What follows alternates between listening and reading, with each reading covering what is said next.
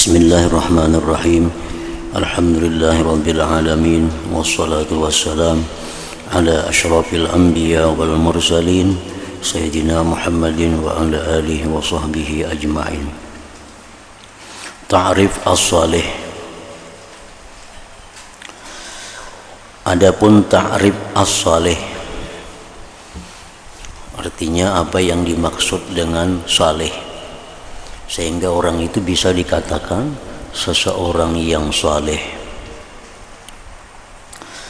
Maka telah berkata Al-Imam Abu Ishaq Az-Zajjaj rahimahullah ta'ala di dalam kitabnya yang bernama Ma'anil Quran, dan Imam Abu Ishaq bin Qurqul di dalam kitabnya Matali'ul Anwar, huwal mukim bima yalzamu min huquqillahi ta'ala wa huquqil ibad. Artinya orang yang saleh itu ialah orang yang senantiasa menunaikan kewajibannya terhadap Allah dan kewajibannya terhadap manusia. Apabila kita menunaikan apa-apa yang diwajibkan Allah terhadap Allah, sembahyang yang wajib kita laksanakan, puasa yang wajib kita laksanakan, zakat yang wajib kita laksanakan, haji umrah bagi yang mampu dilaksanakan, itu yang wajib-wajib. Kemudian yang wajib yang batin, beribadah kepada Allah dengan ikhlas dilaksanakan. Pokoknya apa-apa yang diwajibkan Allah dilaksanakannya, dan kewajibannya terhadap manusia, kewajibannya terhadap manusia, kewajiban terhadap manusia seperti menafkahi orang yang wajib dia nafkahi, kemudian menahan mulutnya, lisannya daripada mengganggu, menyakiti orang, tidak ada berniat jahat kepada orang. Nah, itu kewajibannya terhadap manusia. Apabila orang ini sudah bisa melakukan segala kewajibannya, maka ini orang sudah dikatakan saleh. Jadi kalau orang yang dalam hatinya ada niat untuk mengalahkan, merugikan orang lain, nah ini kada bisa dikatakan saleh. Kalau orang yang tutur katanya menyakitkan orang lain, kada bisa dikatakan orang saleh. Orang yang tangannya menyakiti orang lain, kada bisa dikatakan orang saleh. Pokoknya segala kewajibannya terhadap manusia. Orang yang menelantarkan anak atau bininya atau orang tuanya, itu kada bisa dikatakan saleh. Nah, jadi segala yang wajib terhadap Allah dilaksanakan, segala yang wajib terhadap hamba Allah dilaksanakan. Nah, ini sudah saleh. Walaupun ini kada melaksanakan yang sunat-sunat, walaupun kada melaksanakan yang sunat-sunat, yang wajibnya aja, nah ini sudah saleh. Apakah wali itu maksum? Apakah wali itu maksum? Berkata Imam Al-Qushairi rahimahullah ta'ala, jikalau ada orang berkata atau bertanya, adakah seorang wali itu maksum atau tidak? Maksum, maksud maksum itu terpelihara daripada dosa sama sekali. Apakah orang wali itu kada mau berbuat dosa? Maka kami menjawab, adapun maksum seperti Nabi maka tidak. Kalau Nabi itu maksum, Nabi kada mau berbuat dosa, baik sebelum Nabi maupun sesudah jadi Nabi. Orang tuh bakal jadi Nabi misalnya mulai kekanakan sampai mati kada ada berbuat dosa. Nah itu maksum. itu hanya nabi-nabi. Tetapi kalau hanya sekedar mahfuz, mahfuz dengan arti bahwa mereka itu terpelihara daripada mengekali membuat dosa, maka perkara ini tidak mengapa. Walaupun mereka terkadang terjatuh dan tergelincir ataupun membuat kesalahan pada beberapa masa. Orang wali itu mau berbuat dosa, tapi mereka kadang mengekali dosa itu. Kalau berbuat dosa, cepat tobat, cepat kembali kepada Allah. Nah, lain hal Nabi. Jadi istilahnya ngarannya mahfuz. Kalau Nabi itu maksum. Maksum terpelihara dari dosa, mahfuz terpelihara dari mengekali dosa. Nah, artinya orang wali mau berbuat dosa, tapi kadang mau terus-terusan. Inilah khas tobatnya kepada Allah.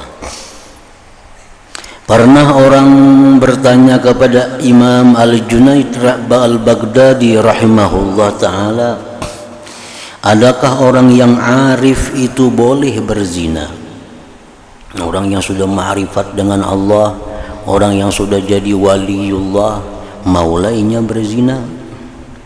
Lalu Imam Al-Junaid menundukkan kepala sekejap, kemudian lalu beliau mengangkatkannya sambil berkata, wa kana amrullah qadaran maqdura.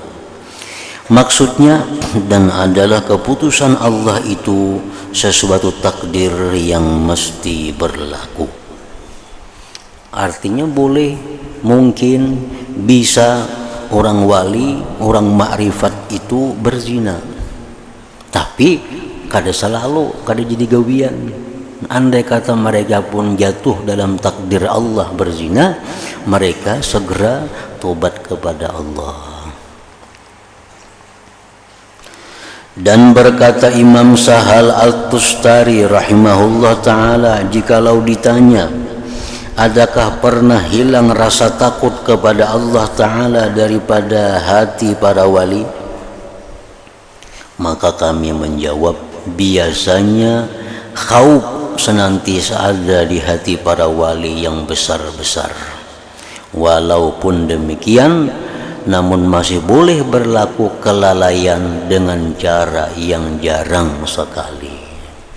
Artinya orang wali itu kalau hatinya memang selalu takut kepada Allah, tapi perkara berbuat dosa itu boleh terjadi kepada mereka itu. Dan berkata As-Sari As-Saqati rahimahullah ta'ala, jikalau salah seorang daripada kamu masuk ke dalam sebuah taman yang dipenuhi dengan pohon-pohon kayu, dan di atas tiap-tiap pohon itu ada seekor burung yang berkata dengan lidah yang fasih, Assalamu alayka ya waliyallah.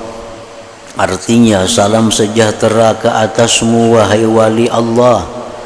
Maka seandainya ia merasa tidak takut daripada tipuan, niscaya ia menjadi tertipu. Dan hikayat yang seperti ini banyak sekali. Artinya, andai kata orang ini masuk ke suatu kebun. Di kebun itu ada burung. Lalu burung tadi bersuara lawan inya, Assalamualaikum ya wali. Burung bersuara, Assalamualaikum hai wali.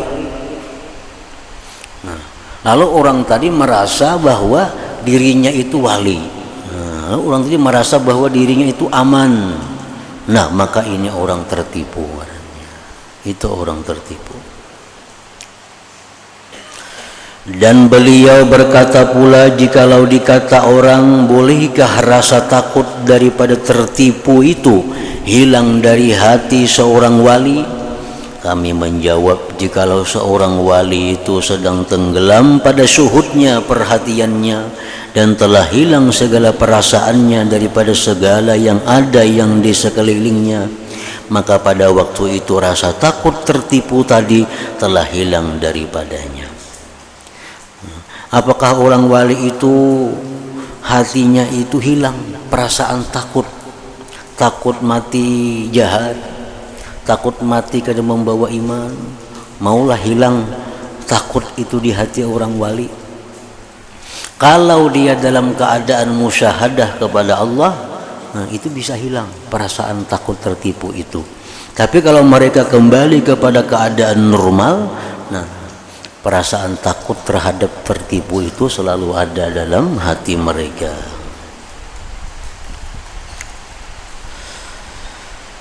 Karena ia telah diliputi oleh suasana yang luar biasa, sedangkan rasa takut tertipu itu adalah dari sifat-sifat orang yang sadar. Orang wali itu kalau sadar, memang hatinya selalu takut. Kalau tertipu, kalau kena mati kadang membawa iman, selalu ada. Tapi kalau mereka dalam keadaan musyahadah kepada Allah, nah perasaan itu hilang dari hati mereka. Bagaimanakah ghalibnya keadaan seorang wali itu? Biasanya orang wali itu macam apa? Berkata Imam Al-Qusairi rahimahullah ta'ala, jikalau dikata orang apakah keadaan yang ghalib, yang biasa artinya ke atas seorang wali dalam keadaan sadarnya. Orang wali itu punya sadar kayak apa keadaannya, biasanya tingkah lakunya, tindak tanduknya kayak apa. Kami menjawab, keadaan yang ghalib, yang biasa ke atas seorang wali dalam keadaan sadarnya ialah senantiasa benar di dalam menunaikan hak Allah Ta'ala. Dia selalu benar dalam menunaikan hak Allah. Apa-apa yang diwajibkan Allah kepadanya dibereskannya. Apa-apa yang menjadi kewajibannya terhadap Allah diselesaikannya, dilaksanakannya. Dan senantiasa orang wali itu menaruh balas kasihan dan lemah lembut ke atas makhluk Allah. Sifat orang wali itu sifatnya orangnya lemah lembut dan kasihan kepada makhluk Allah. Dan senantiasa berusaha meluaskan kasih sayangnya bagi seluruh makhluk Allah.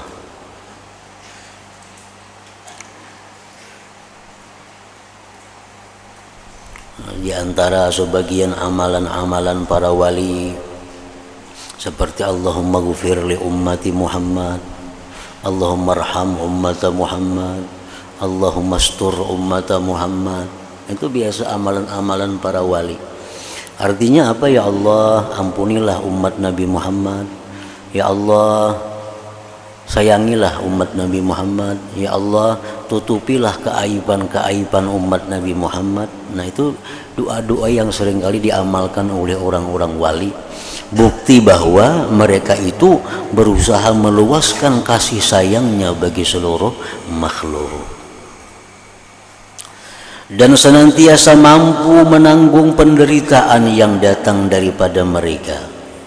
Biasanya orang wali itu dan senantiasa mampu menanggung penderitaan yang datang daripada mereka makhluk.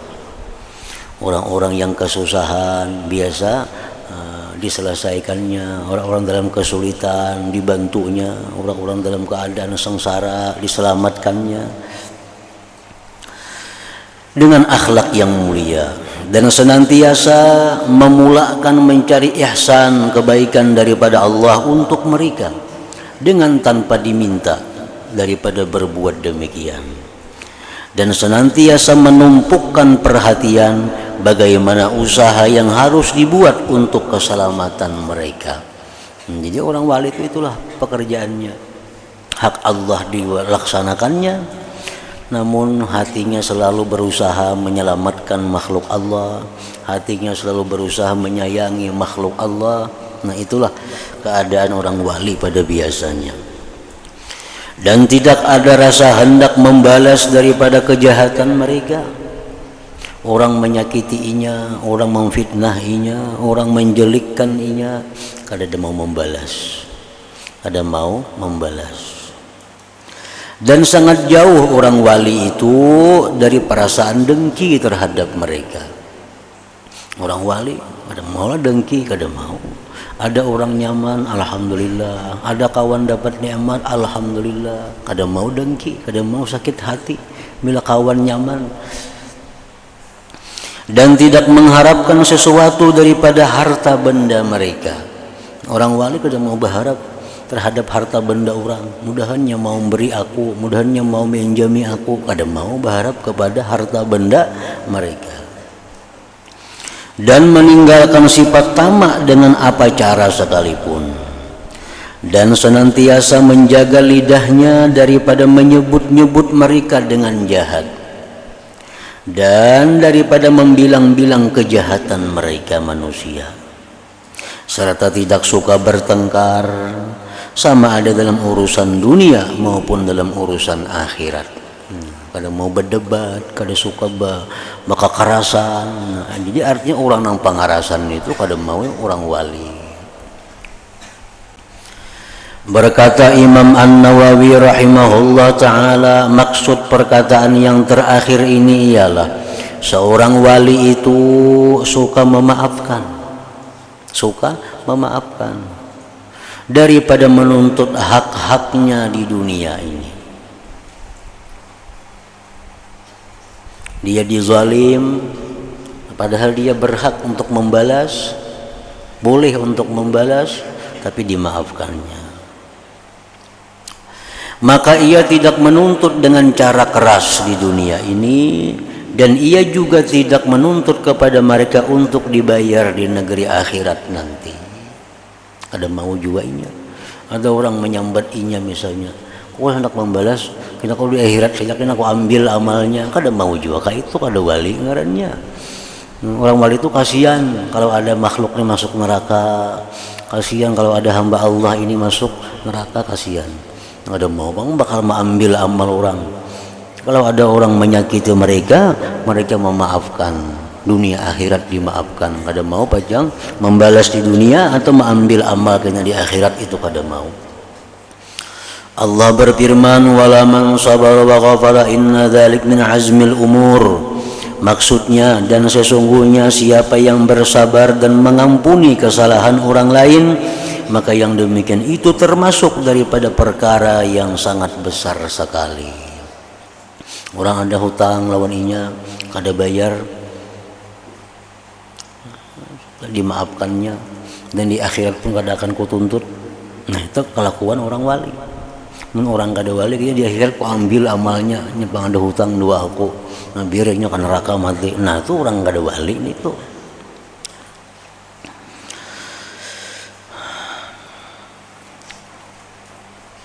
Dan firman Allah Ta'ala lagi, wal kaziminal ghaiza wal 'afina 'anil nas wallahu yuhibbul muhsinin.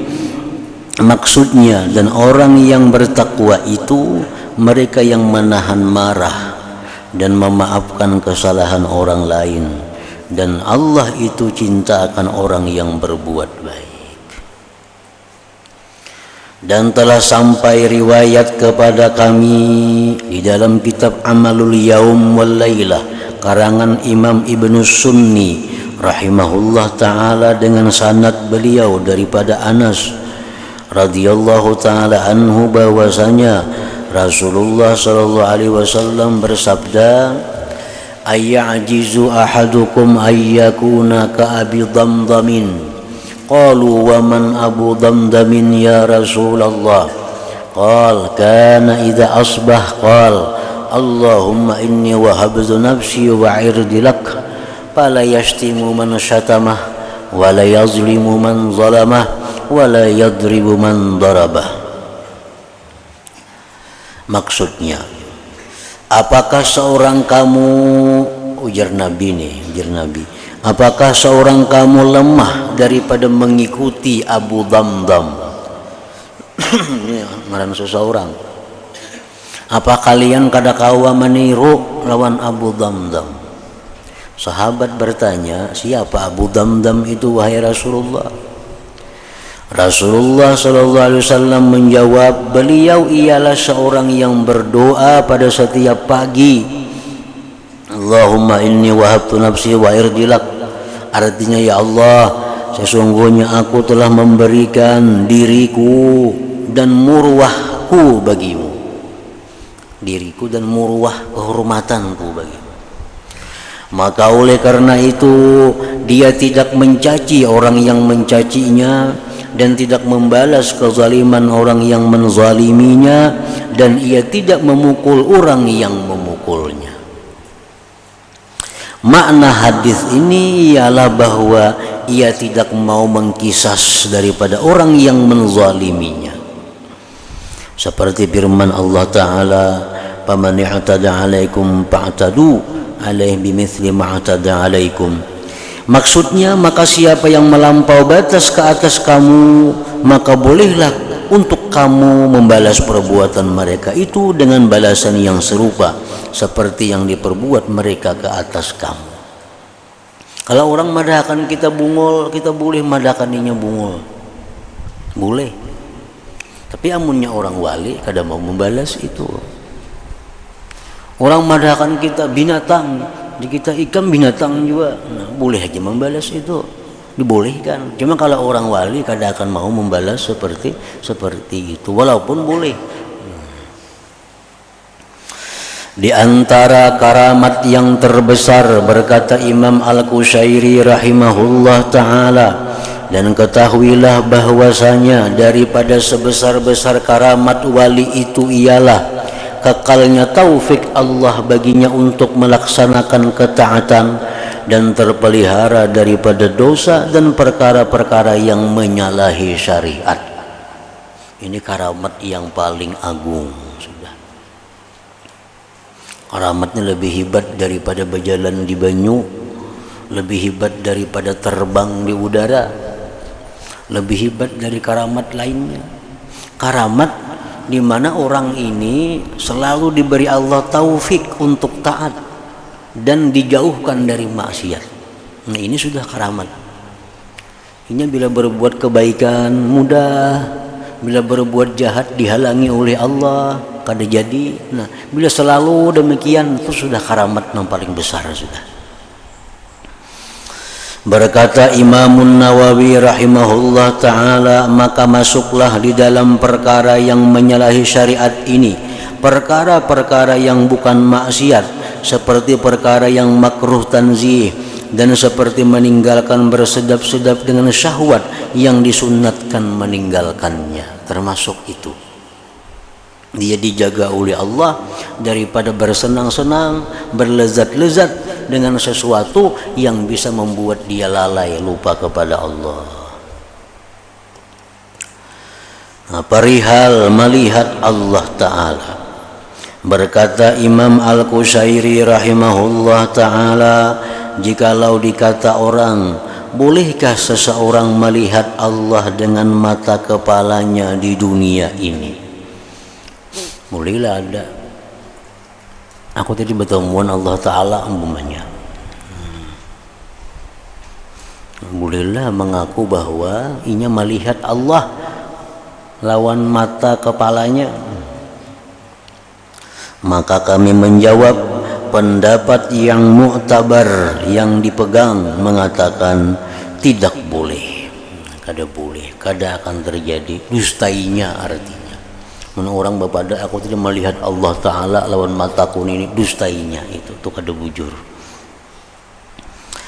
Karena telah ijma' ulama, sepakat ulama atas yang demikian itu kada kawa terjadi di dalam dunia ini.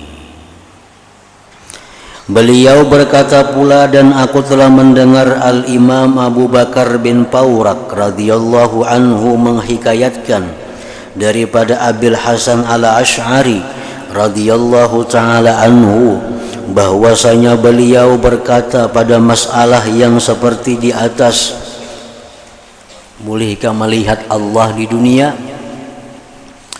Dua pendapat, yaitu ada yang mengatakan boleh dan ada yang mengatakan tidak boleh, seperti tersebut dalam kitab Ar-Ru'yatul Kabirah. Adanya pendapat mengatakan mungkin saja orang bisa melihat Allah di dunia, Nah, pendapat yang kuat itu ya jelas yang pertama tadi yang kada mungkin. Berkata Imam An-Nawawi rahimahullah ta'ala, sebenarnya telah menukilkan oleh sekumpulan ulama akan ijma kesepakatan bahwasanya tidak mungkin seorang wali di dunia ini melihat Allah Ta'ala dengan mata kepalanya seperti apa yang telah disebutkan pada dalil sama'i naqli. Jikalau tidak, sudah tentu perkara tersebut mungkin pada akal di sisi ahli sunnah. Secara akal mungkin, tapi ada dalil Quran yang mengatakan kada akan bisa. Adapun melihat Allah bagi orang yang mukmin di negeri akhirat, maka itu adalah suatu perkara yang telah diijma'kan oleh ahlu sunnah wal jamaah. Namun di akhirat kena di surga melihat Allah itu sudah nyata, bisa terjadi. Dan ada khilaf di kalangan sahabat dan juga tabi'in tentang apakah Nabi sallallahu alaihi wasallam melihat akan Allah pada malam Isra dan Mi'raj. Maka pendapat yang dipilih di sisi kebanyakan ulama bahwasanya Nabi sallallahu alaihi wasallam telah melihat akan Tuhannya pada malam itu. Inilah pendapat Ibnu Abbas radhiyallahu anhuma, dan sebenarnya saya telah menguraikan masalah ini dengan panjang lebar di awal kitab Syarah Sahih Muslim rahimahullah ta'ala.